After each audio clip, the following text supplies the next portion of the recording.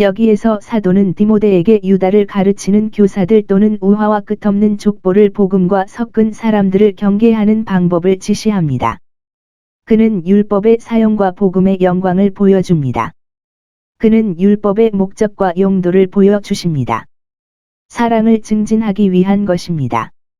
사랑은 율법의 완성이기 때문입니다. 롬 13시 10분. 계명의 끝은 사랑, 곧 사랑이다. 롬 13:8. 신성한 법의 주요 범위와 경향은 우리를 하나님과 서로에 대한 사랑에 참여시키는 것입니다. 그리고 하나님에 대한 우리의 사랑이나 형제에 대한 사랑을 약화시키는 경향이 있는 것은 무엇이든 계명의 끝을 무너뜨리는 경향이 있습니다. 그리고 분명히 복음은 우리로 하여금 원수를 사랑하고 우리를 미워하는 자들에게 선을 행하도록 강요합니다. 마오 44. 사랑이 목적인 계명을 무시하거나 대체하려는 의도가 없습니다.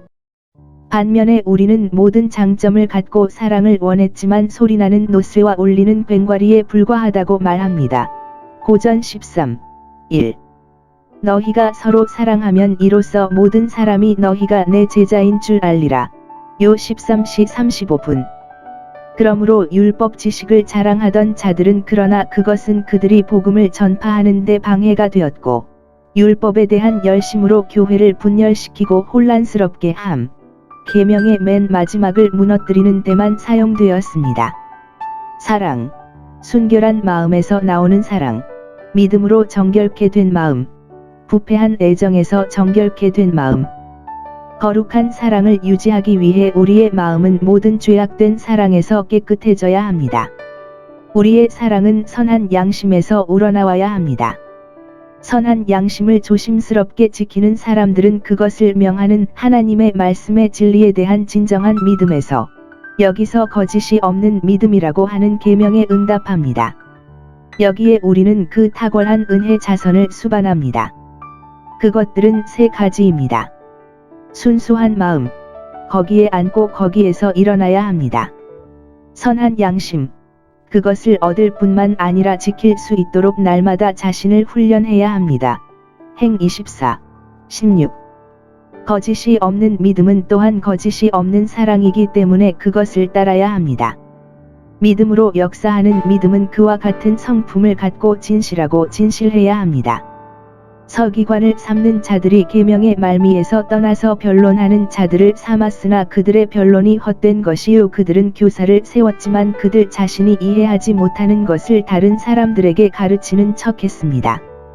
만일 교회가 그러한 교사들에 의해 부패했다면 우리는 그것을 이상하게 여기지 말아야 합니다.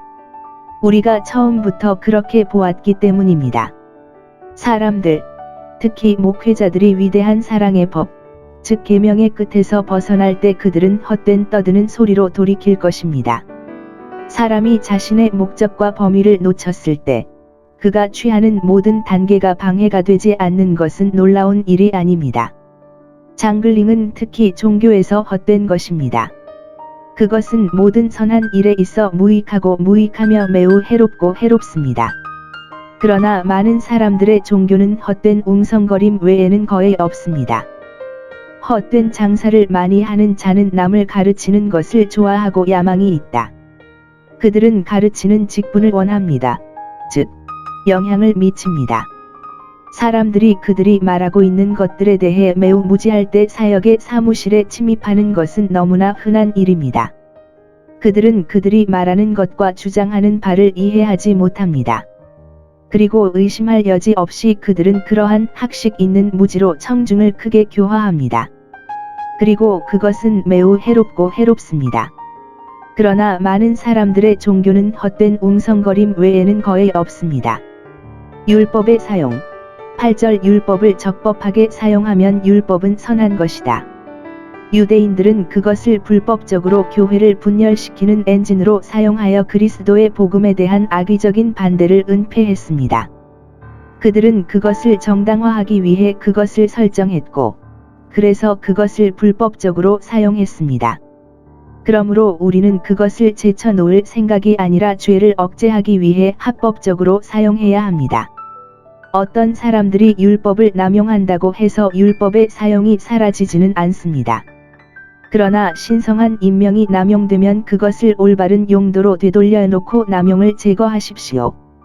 왜냐하면 율법은 여전히 생활 규칙으로 매우 유용하기 때문입니다. 비록 우리가 행위언약 아래 있지는 않지만 죄가 무엇이며 의무가 무엇인지 가르치는 것은 좋은 일입니다. 그것은 의인을 위해 만들어지지 않았습니다. 즉 그것을 지키는 사람들을 위해 만들어지지 않았습니다. 왜냐하면 우리가 법을 지킬 수 있다면 의는 율법으로 말미암는 것이요. 갈 3시 21분. 그러나 이것은 악인을 위하여 지은 것은 그들을 제지하고 억제하며 악덕과 속된 것을 그치게 하려 함이라.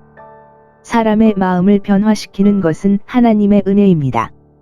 그러나 율법의 공포는 그들의 손을 묶고 그들의 혀를 억제하는 데 사용될 수 있습니다. 의인은 악인에게 필요한 구속을 원하지 않습니다. 또는 적어도 율법은 주로 의인을 위해 만들어진 것이 아니라 모든 부류의 죄인을 위해 만들어진 것입니다. 크든 작든. 죄인의 이 검은 두루마리에서 그는 특히 둘째의 위반을 언급합니다. 식탁. 우리가 이웃에게 빚진 의무. 5째 계명과 6째 계명을 거스르는 자 곧 부모를 살인하는 자와 살인하는 자. 7째. 음행하는 자들과 인류와 더불어 스스로를 더럽히는 자들에 대하여 8번째에 대하여 남성 스틸러 9번째 거짓말쟁이와 위증자들에 대하여 그런 다음 그는 이것으로 자신의 계정을 닫습니다.